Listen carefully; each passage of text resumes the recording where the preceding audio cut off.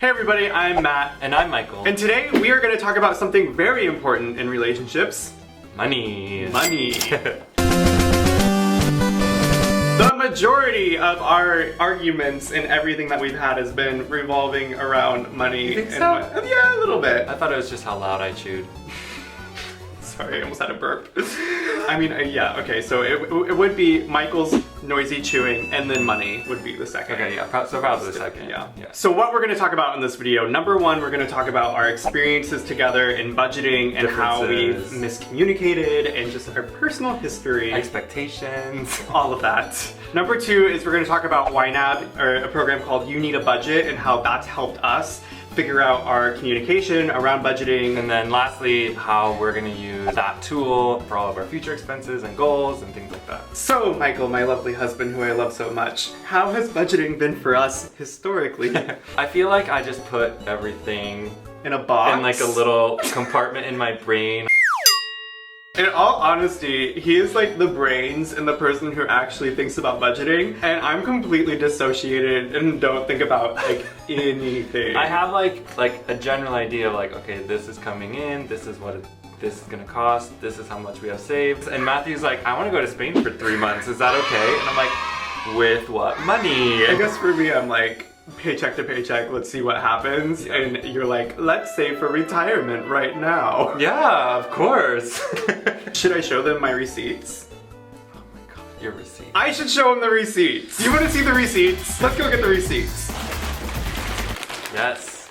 I got the receipts. Perfect. This is how I've tended to budget in the past. I think this is from 2016. Yes, it's... Oh, 2017. And there are like plane tickets in here. Yeah, for memory's sake.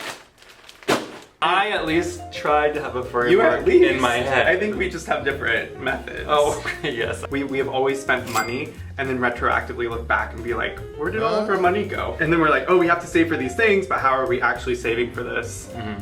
Because I think for us, we just get money and then we're like, okay, we need to spend it. Some of us are like that. Oh, come on. You like buy stuff on Amazon all the time where you're just like... that we need. No, that you don't need. That we need. What did you buy on Amazon this week? All the stuff that we need. I bought you face shields. Oh, you did? But you for your job. You bought spider traps. Yeah, because they have spiders. Bee traps. Bee traps? You buy bee traps? I don't know, it's always like really random stuff like, and I don't know where the money's going. You spent like $300 on coffee in the last 2 weeks. Oh, I feel victimized. I know. That's the real. One's called budgeting and one's called flying by the seat of your pants. We would also love to hear from you on how your typical budgeting style has been. Mm-hmm. Are you more fly by the seat of your pants like me?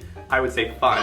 Or are you like Michael, who's a little bit more systematic? Yeah. Wazowski, you didn't file your paperwork last night. I think one point that comes to mind where it kind of like came to a head with us on talking about finances was when I needed to get a new car, because I had not thought about personally how I was going to pay for this car. And this just happened like last January.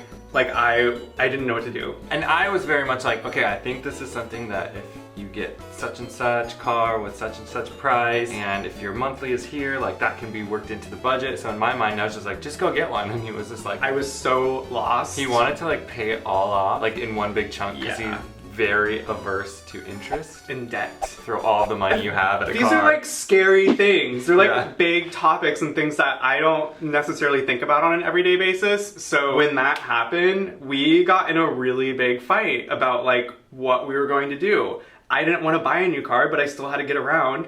Mm-hmm. And Michael's kind of like, you need to be an adult and buy a car. There were problems, so many problems.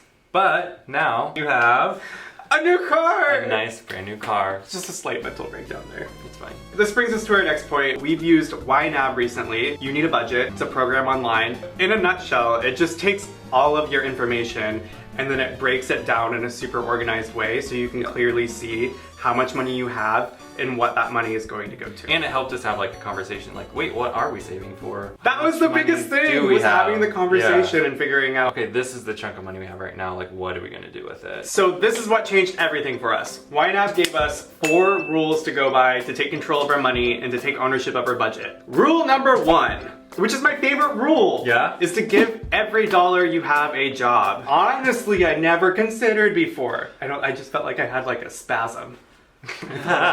So I take my entirety of all my bank accounts and whatever money I have, and I put that into each individual category for what that money is going to. Even if that is saving up for a new car or a new house or whatever. And super important, you're only counting the money that you have, so we're not counting any money that is expected to come in later. Right. Which is another thing I would do, is think like, oh, I have this income coming in, I think I can pay rent with that. No, I'm paying rent with the money that I have in my bank account now, and I'm not counting any money that's coming in until it's in my bank account. It's a big, important, fundamental like building block of YNAB. Rule number 2 is to embrace your true expenses. So these are things that we don't think about on a day-to-day basis usually, like our car insurance that we have to pay twice a year, or that laptop that Michael is saving up for in February that we know we have to buy, but it's not right now. Knowing that those expenses are coming up, we're able to put a little bit of money aside every month so that those expenses don't surprise us when they come up. Rule number 3 is really easy. It just says that if you over allocate or under allocate for a certain expense, you can kind of shift that money around so that it all works within your budget. Flexibility. Yeah. And rule number 4, if you follow the first 3 rules, then the goal is that you should be able to start saving enough money where you can pay this month's expenses with last month's income. Financial independence. Financial success. These are things that Matthew never thought about. I thought about them.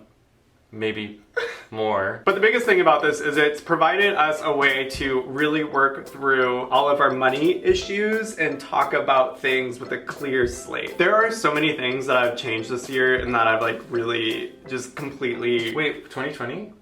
Yes, 2020. I mean, if we just think about it recently, we got a house. I just started back at nursing school, so we have like tens of thousands of dollars of debt coming from that. You have your student loans you're paying off, which is, I don't even want to talk about how... That's a whole nother video.